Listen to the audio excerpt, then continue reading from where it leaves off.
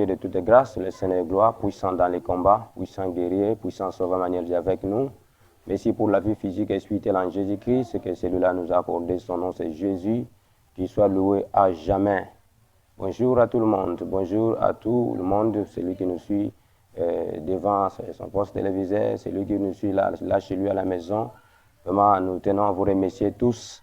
Que le Seigneur vous bénisse abondamment. L'abondance ne nuit pas. De quoi voulons-nous parler ce matin-ci? Nous voulons parler de la crainte de Dieu qui attire la gloire de Dieu. La fois passée, nous avons parlé des éléments qui attirent la gloire de Dieu. Parmi ces éléments, nous avons cité l'adoration. L'adoration, c'est un élément indispensable qui attire la gloire de Dieu. Et aujourd'hui, nous parlons d'un autre élément qui attire la gloire de Dieu. Nous voulons nous atteler sur la crainte. La crainte, c'est un élément aussi indispensable qui attire la gloire de Dieu. Et ce thème était tiré dans le livre de Psaume 111, verset 10. Nous voulons lire ce passage. Psaume 111, verset 10. Je lis le livre de Psaume 111, verset 10. Et suivez ce que la Bible dit. La crainte de l'Éternel est le commencement de la sagesse. Tous ceux qui l'observent ont une raison saine. Sa gloire subsiste à jamais. Je reprends pour la mérodition. La crainte de l'Éternel est le commencement de la sagesse. Tous ceux qui l'observent ont une raison saine. Sa gloire subsiste à jamais. Voilà ce que nous voulons enseigner aujourd'hui. Que le Seigneur nous bénisse. Nous voulons bien parler de la crainte de l'Éternel, la crainte de Dieu qui attire la gloire du Seigneur. Ce thème est tiré dans le livre des Psaumes 111, le verset 10. La crainte de l'Éternel. La crainte qui attire la gloire du Seigneur. Il y a la crainte des hommes, il y a la crainte des choses ou des créatures, les choses que le Seigneur a créées. Ici, nous parlons de la crainte du Créateur, celui qui nous a créés, celui qui a voulu que nous soyons en parfaite santé. Toi qui me suis là où vous êtes sur le lit de l'hôpital, vous êtes dans une maternité, vous êtes dans je ne sais pas, dans un endroit là, vous êtes en train de faire autre chose. Mais ce temps est très, très précis et très important auquel nous voulons vous enseigner, parler de la crainte de Dieu. Ici, il s'agit de la crainte de Dieu. C'est quoi alors la crainte? Lorsqu'on parle de la crainte de Dieu, nous voulons parler d'une chose très importante. La crainte, c'est le fait de craindre, de redouter quelque chose ou quelqu'un. La crainte, c'est envisager par la pensée quelque chose devant peut-être qui peuvent nous nuire, une chose nuisible ou une chose très dangereuse. Ici, nous parlons de la crainte de Dieu. Lorsqu'on parle de la crainte de Dieu, nous faisons mention au respect. C'est-à-dire, avoir la crainte, c'est avoir le respect. Respecter la révérence et l'honneur, traiter avec un profond respect. C'est ça la crainte. Et il y a le verbe craindre ici. Craindre quoi? C'est craindre Dieu. Le verbe craindre, craindre l'Éternel, c'est avoir la haine du mal. C'est ce que la Bible nous dit dans Proverbe chapitre 8, verset 13. Celui qui a la crainte de Dieu, c'est celui qui est le mal. Nous devons ôter le mal parmi nous. Nous devons assainir notre environnement.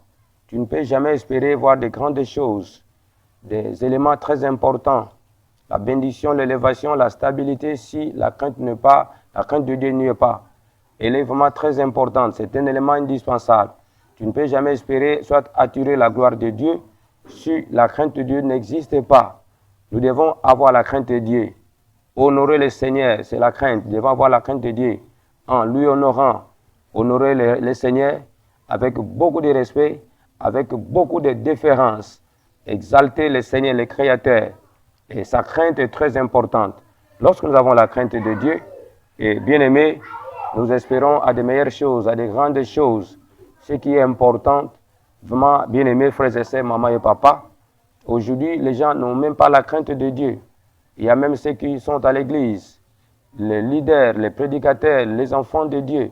Ils se disent enfants de Dieu, mais n'ont même pas, bien aimé, la crainte de Dieu. Les gens ne veulent pas craindre le Seigneur. Ils sont là au service de l'Éternel. Ils sont là, ils font n'importe quoi à l'église. Et la crainte n'existe pas. Voilà, nous constatons dans certaines églises, dans certains endroits, les gens ont perdu, bien aimé, l'essence. L'église a perdu l'essence. Les chrétiens ou des chrétiens ont perdu l'essence. Pourquoi? Parce que la crainte de Dieu n'existe pas. Les gens font n'importe quoi. Ils veulent faire ce qu'ils veulent. Ils font ce qu'ils font. Alors, le Seigneur n'est pas content de toutes ces choses. Nous devons avoir la crainte de Dieu. Sans la crainte de Dieu, il n'y a pas de bonnes choses. Il n'y a pas une bénédiction. La bénédiction, c'est dans la crainte de Dieu. Et le Seigneur lui-même a dit ceci. Voici toutes les bénédictions qui seront ton partage. Lorsque toi, tu vas obéir à la parole de l'Éternel. La crainte de Dieu, c'est le fait d'obéir aussi.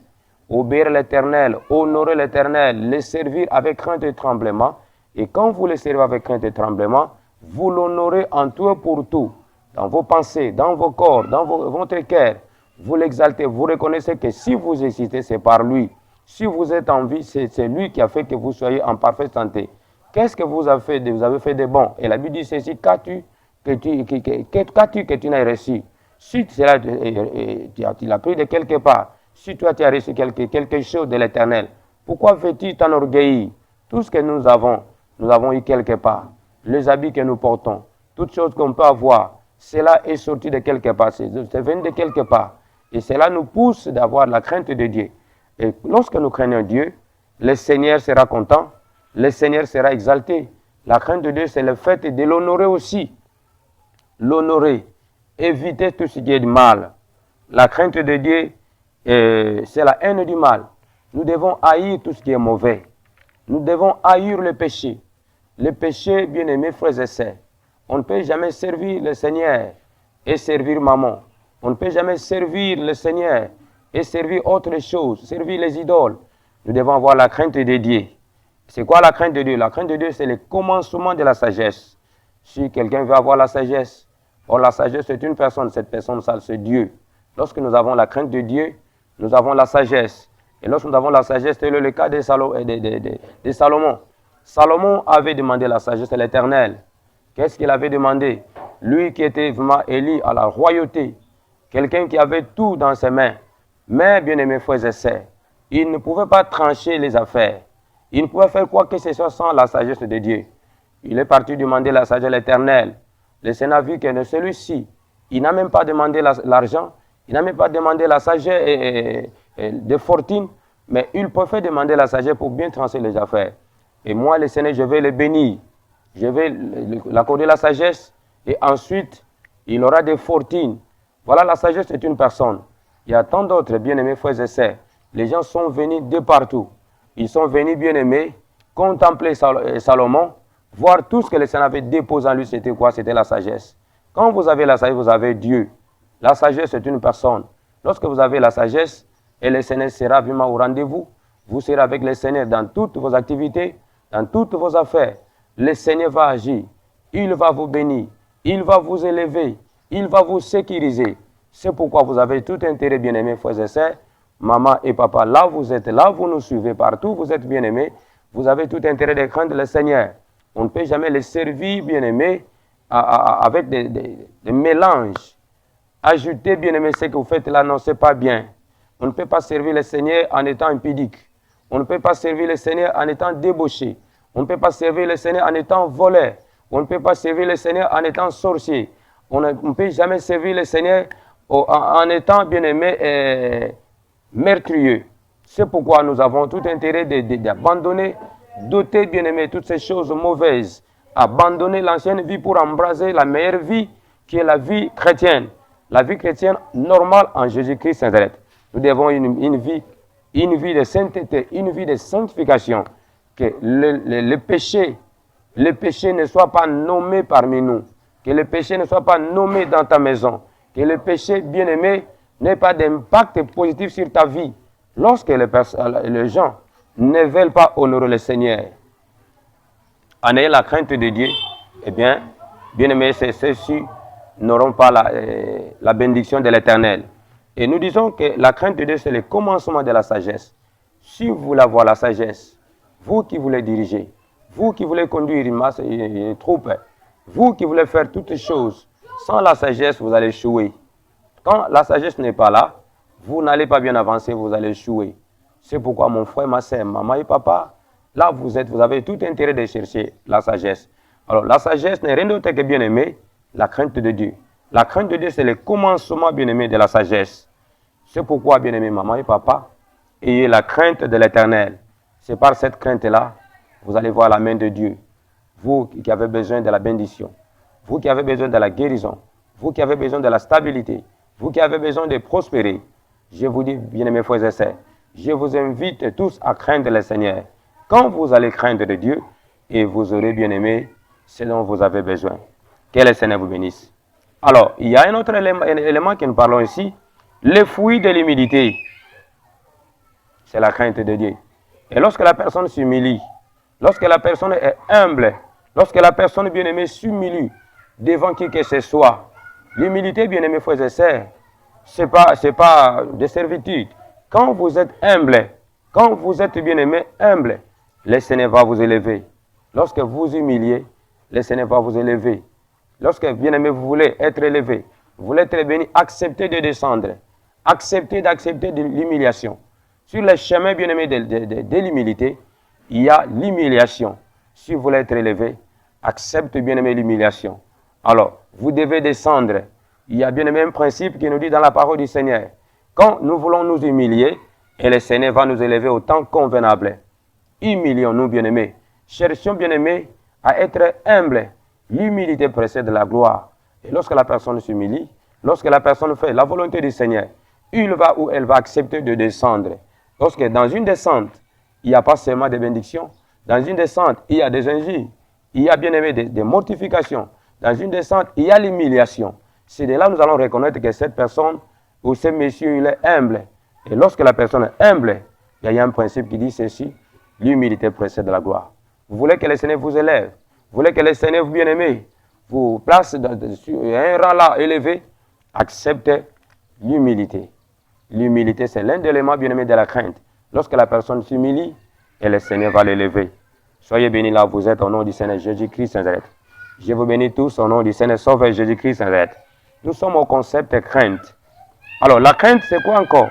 Et la Bible dit ceci, la crainte est une source de vie. La crainte de Dieu est une source de vie. La crainte de Dieu, je reprends, est une source de vie pour nous détourner de la mort. Alors, la source bien-aimée, la source ne tarit pas. La source ne tarit pas. Alors, la source, c'est Dieu lui-même. Dieu est la source. Vous, bien-aimés, qui avez besoin d'avoir beaucoup de choses, le Seigneur nous a créé des sources en étant bien-aimés, enfants de Dieu. Nous avons été créés à son image. Le Seigneur a déposé tout sur tout un chacun de nous.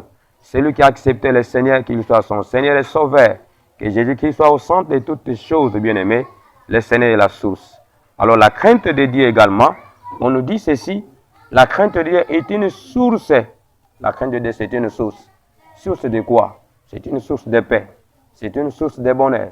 C'est une source de bénédiction. C'est une source de prospérité. C'est une source, bien-aimée, d'argent. Si vous avez la crainte de Dieu, le Seigneur va vous bénir. L'argent de ce monde ici, les gens peuvent vous bénir. La bénédiction de ce monde ici, bien-aimés passagers. Mais la Bible dit ceci, c'est la bénédiction de l'Éternel qui enrichit. Il ne la fait suivre d'aucun chagrin. C'est le Seigneur qui donne un bon travail. C'est le Seigneur qui donne un bon succès. C'est le Seigneur qui élève. L'élévation ne vient ni de l'Orient, ni de l'Occident, mais l'élévation vient de l'Éternel. C'est lui qui a créé le ciel et la terre. Et lorsque, bien aimés, nous allons pratiquer la parole du Seigneur, lorsque nous allons marcher dans la crainte de Dieu, on nous dit la crainte c'est une source. Et c'est une source, bien aimée, et nous serons, bien aimés, détournés. Le Seigneur va nous épargner de la mort. La mort, bien aimée, n'aura pas d'impact sur nous. Et c'est vrai que la mort est naturelle. La mort aussi est naturelle. Et toute mort ne vient pas de l'ennemi. Le Seigneur aussi peut permettre. Mais la mort dont j'ai fait mention ici, c'est celle que l'ennemi peut préparer. C'est celle que l'ennemi peut, bien aimé, donner à quelqu'un. À toi qui me suis là où toi tu es. N'aie pas peur. Même tu es sur le lit de l'hôpital. Même si tu es dans une salle d'op. Même si là où toi tu es. Je te dis franchement, tu dois craindre le Seigneur. Et lorsque tu crains le Seigneur, la crainte c'est une source, bien aimé. La crainte c'est une sécurité pour toi. Lorsque tu vas craindre le Seigneur, et le Seigneur va te guérir. Ce n'est pas encore tard. Et ce qui est important, tant que tu vis là, bien-aimé, tu es sérieusement malade, tu es gravement malade, tu me suis, bien-aimé, devant ton poste téléviseur, la maladie ne t'emportera pas. Mais ce qui est important, souviens-toi à Ézéchias. Ézéchias était une personne malade. Elle a souffert, bien-aimé, elle a souffert.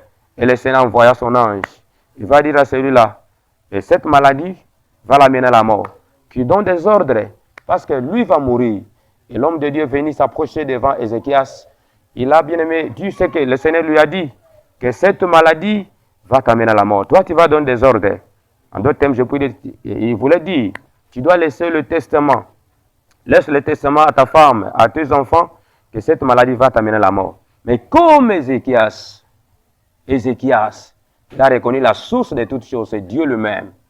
Il a reconnu, il l'a bien aimé, il n'a même pas osé dire que non, je ne vais pas mourir.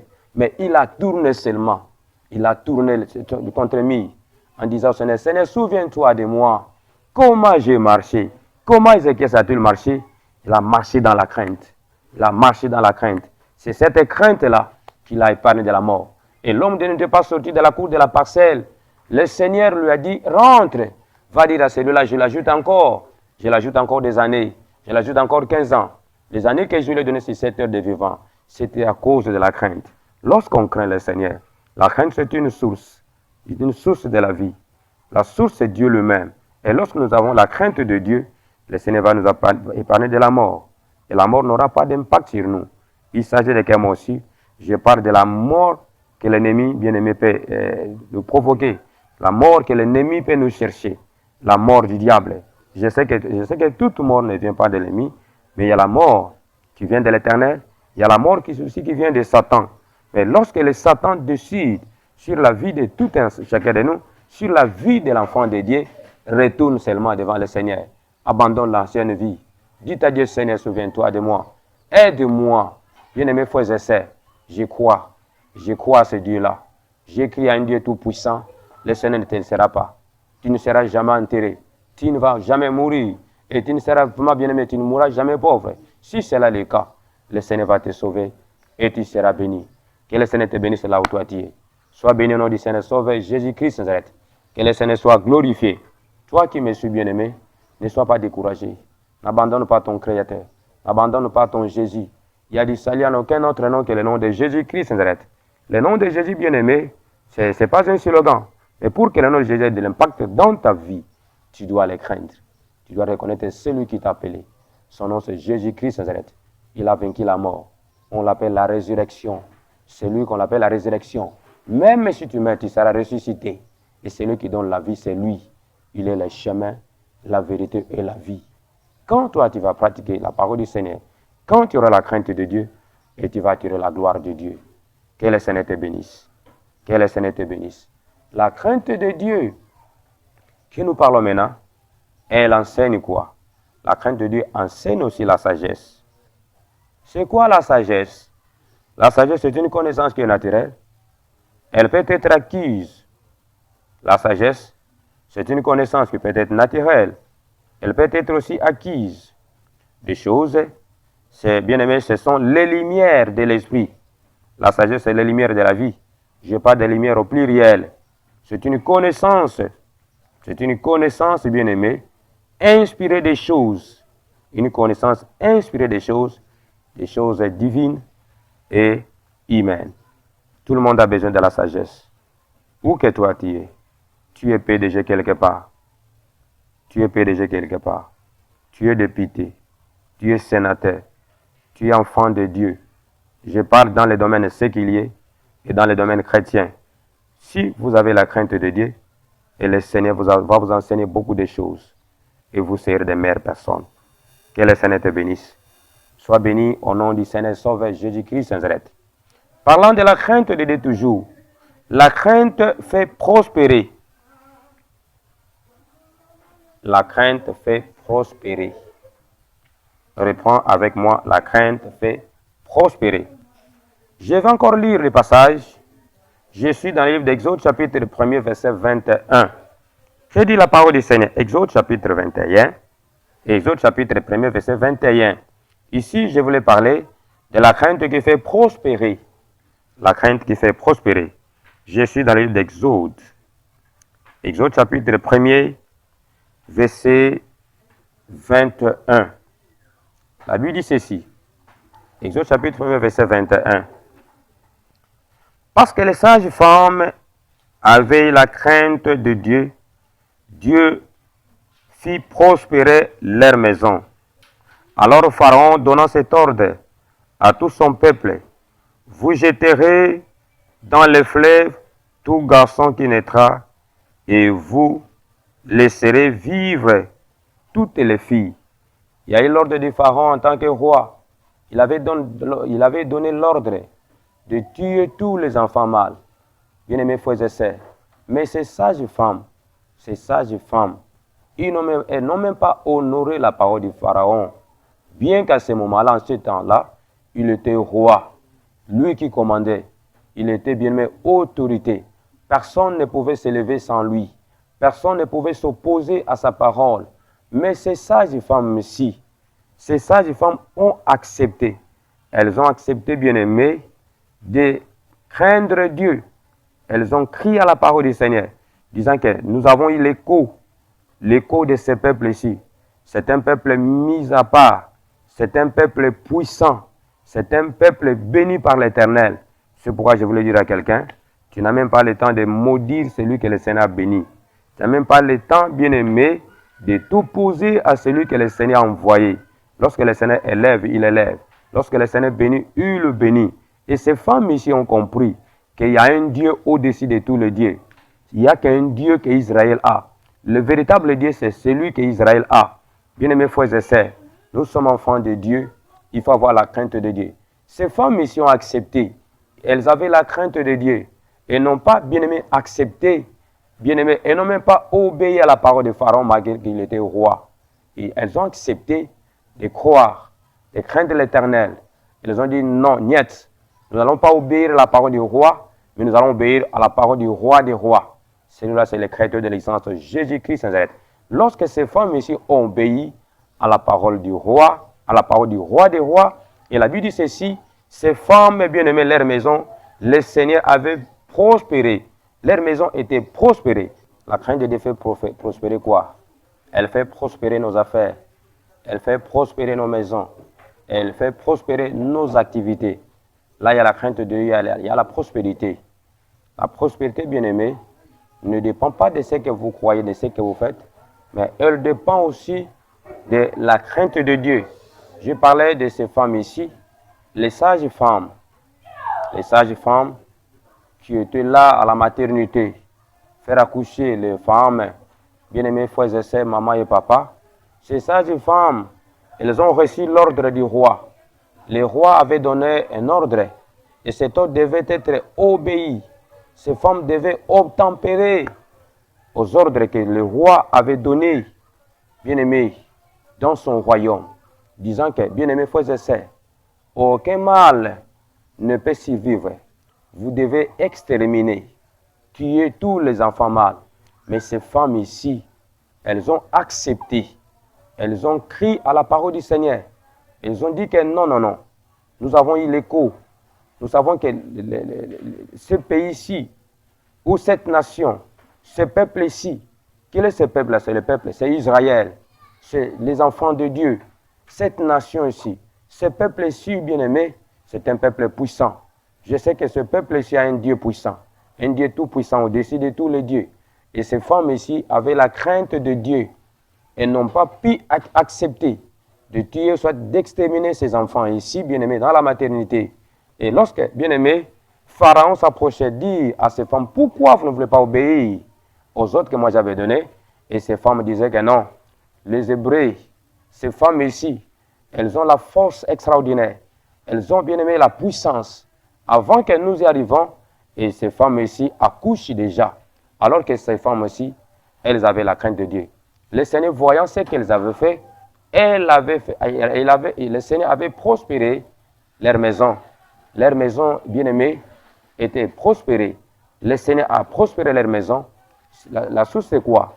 La cause, c'était quoi? C'était la crainte de Dieu. Lorsqu'on craint l'Éternel, lorsqu'on craint le Seigneur, et le Seigneur, tu le verras. le Seigneur va te bénir. Le Seigneur va te faire prospérer. Et on parle encore de la crainte de Dieu. La crainte, bien-aimée, quant à elle, elle augmente le jour. La crainte de Dieu augmente le jour. Dites avec moi là où toi tu es. La crainte de Dieu augmente le jour. Sur cette terre des vivants, bien-aimés, nous avons un temps bien défini, de la naissance jusqu'à la mort. Mais ce que nous devons savoir, la crainte de Dieu, bien-aimé, augmente le jour. Je viens de parler d'Ézéchias. Ici, ce roi bien-aimé avait la crainte de Dieu. Il tourna son visage contre le mur. Il commença à supplier le Seigneur, disant, Seigneur, souviens-toi de moi. Comment j'ai marché devant toi? Et celui-ci, bien-aimé, il commença à rappeler le Seigneur des bonnes œuvres. Tout ce qu'il avait fait, bien-aimé, quand il était, bien-aimé, vigoureux, quand il avait la force, lorsqu'il était, bien-aimé, en parfaite santé, tout ce qu'il faisait, bien-aimé. On ne sert pas le Seigneur. On ne craint pas le Seigneur. Lorsque toi, tu vas tomber malade. Lorsque toi, tu es riche. Non. On craint le Seigneur en toute occasion favorable. Non. Même si vous qui êtes malade, vous êtes malade sur le lit de l'hôpital. Là, vous êtes bien en maternité. Ça ne tient pas, bien-aimé. Les gens commencent à compter les jours. Il fallait accoucher tel jour. Mais tu vois, bien-aimé, tu as déjà dépassé. Tu es maintenant au mois d'octobre, mois de novembre. Mais ce qui est important, c'est de craindre de Dieu. Et lorsque tu crains le Seigneur, il va augmenter les jours. La crainte de l'Éternel augmente aussi les jours. Vous voulez augmenter vos jours là, vous êtes. Aujourd'hui, les jeunes gens bien-aimés, les gens se lancent à la magie. Les gens se lancent à faire n'importe quoi. Les gens commettent des vies, bien-aimés, frères et sœurs. Nous devons bien savoir, la vie n'est pas logée, bien-aimés, dans la main d'un féticheur, dans la main d'un sorcier. La vie, c'est dans les mains de l'Éternel. Le Seigneur bien-aimé, c'est celui qui détient. C'est celui bien-aimé qui a nos vies dans ses mains. Et lorsque nous aurons la crainte de Dieu, il va augmenter le nombre de jours. Quand tu vas craindre de Dieu, bien-aimé, et tu auras la vigueur, même si tu as dépassé 60 ans, 70 ans, les gens te verront comme un jeune. Les gens te verront comme une jeune. Pourquoi? Parce que le Seigneur est avec toi. Tu as la crainte de Dieu. Vous qui voulez augmenter les jours, même si bien-aimé, vous êtes malade, cette maladie ne va pas t'emporter. Et ce qui est important, c'est de craindre Dieu. Quand tu crains Dieu, et le Seigneur va augmenter les jours. Que le Seigneur te bénisse. Soyez bénis là où vous êtes. Bien-aimés frères et sœurs, il n'y a pas un endroit, il n'y a pas quelqu'un sur cette terre vivant qui peut vous faire garder, qui peut vous faire, bien-aimé, vivre longtemps. Seulement le Seigneur. Il n'y a que Dieu, bien-aimé, qui peut vous faire vivre longtemps. Comment il doit vous faire vivre longtemps?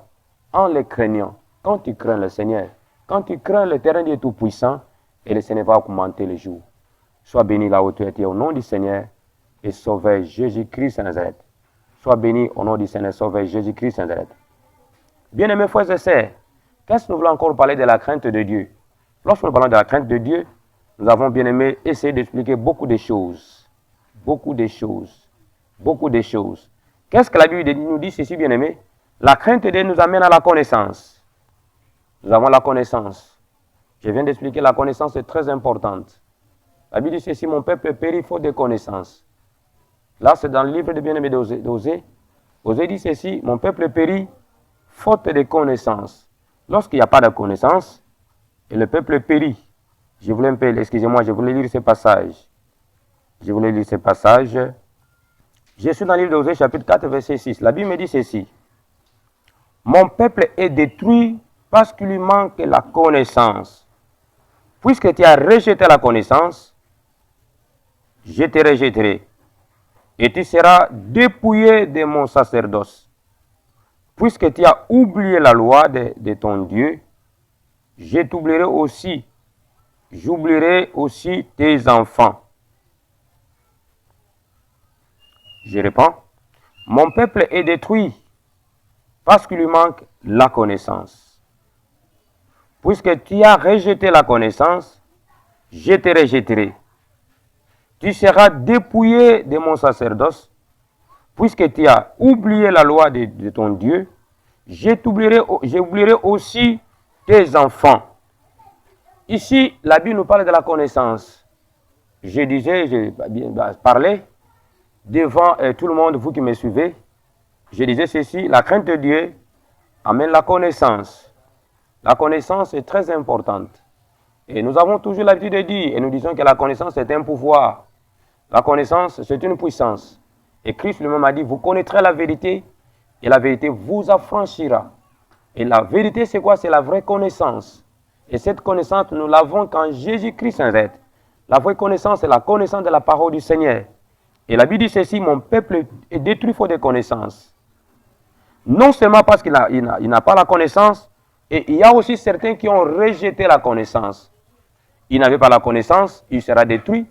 Et celui qui avait la connaissance, qu'il avait rejeté, le Seigneur aussi va le rejeter. Il va même rejeter ses enfants. C'est pourquoi, bien-aimés, nous avons une voie par laquelle, pour avoir la connaissance, c'est la crainte de Dieu. La crainte de Dieu nous amène la connaissance. Il s'agit de quelle connaissance? Il y a une connaissance que le Seigneur préfère. La connaissance, bien-aimés frères et sœurs, de sa parole. La connaissance de Jésus-Christ Nazareth. Tu ne peux pas le servir sans le connaître. Tu ne peux pas l'adorer sans le connaître. Le Dieu que nous servons, pour que toi tu le sers, pour que toi tu l'adores, pour que toi tu l'exaltes, pour que toi tu aies confiance en lui, tu dois d'abord connaître celui-là. C'est cette connaissance est très importante. La connaissance est très utile. La connaissance aux Écritures saintes, par révélation, par inspiration. Bien-aimés frères et sœurs, le diable s'asade dur au Seigneur. Si tu m'adores, si toi tu t'inclines devant moi, voilà tout ce que le Seigneur m'a donné, tout ce que moi j'ai, je vais te le donner. Bien-aimés frères et sœurs, il a bien aimé, il voulait tromper le Seigneur. Alors le Seigneur lui-même, c'est le maître de la connaissance. Le Seigneur lui-même, c'est lui la véritable vérité. La vraie vérité, bien-aimé, c'est lui. C'est Jésus-Christ Nazareth. Bien-aimés frères et sœurs, si tu as la connaissance, tu auras bien-aimé, tu ne seras pas bien-aimé complexé devant qui que ce soit. La connaissance, bien-aimé, c'est un pouvoir. La connaissance, bien-aimé, c'est une puissance. C'est pourquoi, bien-aimé, la Bible dit ceci, vous allez résister le diable. Nous allons lui résister, le bien-aimé qui? Le diable, avec une foi ferme. Lorsqu'on parle de la foi ferme, c'est la connaissance que nous avons. La connaissance des Écritures, la connaissance de la parole, la connaissance du vrai Dieu, le Dieu créateur que nous adorons. Nous devons les connaître. Et si nous avons la connaissance de Dieu-là, bien-aimé, et la connaissance, le manquement de ces connaissances-là, le peuple périt. Non seulement le manque de connaissances, mais ceux qui rejettent aussi la connaissance, et le Seigneur va les rejeter. La connaissance est très importante. Et bien-aimés frères et sœurs, nous parlons encore de la crainte de Dieu qui est notre trésor. La crainte de Dieu est notre trésor. Bien-aimé, tu es en train de à la recherche du trésor. Tu vas avoir beaucoup de choses, tu vas avoir des fortunes. Et la Bible dit ceci, là où est ton cœur, là sera ton trésor. Bien-aimés frères et sœurs, regardez un peu les gens qui vont en ville là-bas. Quand vous allez au marché, vous allez constater chacun a son sac devant lui. Il a placé le sac là. Pourquoi? Parce qu'il a peur de voler. Qu'est-ce qu'il y a dans ce sac? Dans ce sac, il peut y avoir bien aimé des choses importantes. Il a mis peut-être son argent. Il a mis beaucoup de choses dans son sac là. Et lui va protéger son sac. Parce que dans son sac, il y a son trésor. Bien aimé, là où est le cœur d'une personne, cela sera son trésor. C'est quoi ton trésor? Le trésor aussi, c'est le Seigneur bien-aimé. Il y a bien-aimé, la Bible nous dit ceci. La crainte de Dieu. La crainte de Dieu est notre trésor. Lorsque nous craignons le Seigneur, lorsque nous avons la crainte de Dieu, c'est notre trésor. Trésor bien-aimé d'argent, trésor de beaucoup de choses. Notre trésor, c'est la crainte de Dieu. Et lorsque nous avons la crainte de Dieu, nous avons le Seigneur lui-même. Nous avons Dieu lui-même. Il faut que Dieu soit notre trésor. Que le Seigneur vous bénisse encore. Soyez bénis, bien-aimés frères et sœurs, papa et maman, là où vous êtes. Que le Seigneur vous bénisse. La crainte de Dieu est très importante.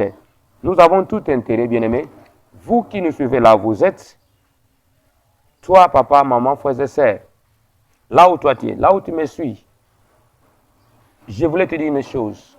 Sans la crainte de Dieu, tu ne verras jamais la main de Dieu. Lorsque les gens craignent le Seigneur, ils vivent dans la lumière. Suivez-moi avec une attention soutenue. Je voulais achever mon message dans ce passage. Je suis dans le livre d'Ésaïe chapitre 9, versets 1 à 3. Qui dit la parole du Seigneur? Ésaïe. Le prophète Ésaïe dit quoi ici? Ésaïe chapitre 9, versets 1 à 3. La Bible dit ceci. Mais Les ténèbres ne régneront pas toujours sur la terre où il y a maintenant des angoisses. Sur le temps passé, on couvert d'opprobre le pays de Zabilon et le pays de Nephtali. Les temps à venir couvriront de gloire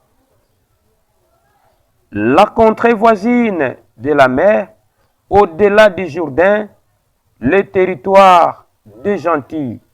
Les peuples qui marchaient dans les ténèbres voient une grande lumière. Sur ceux qui habitaient le pays de l'ombre de la mort, une lumière resplendit. 3. Tu rends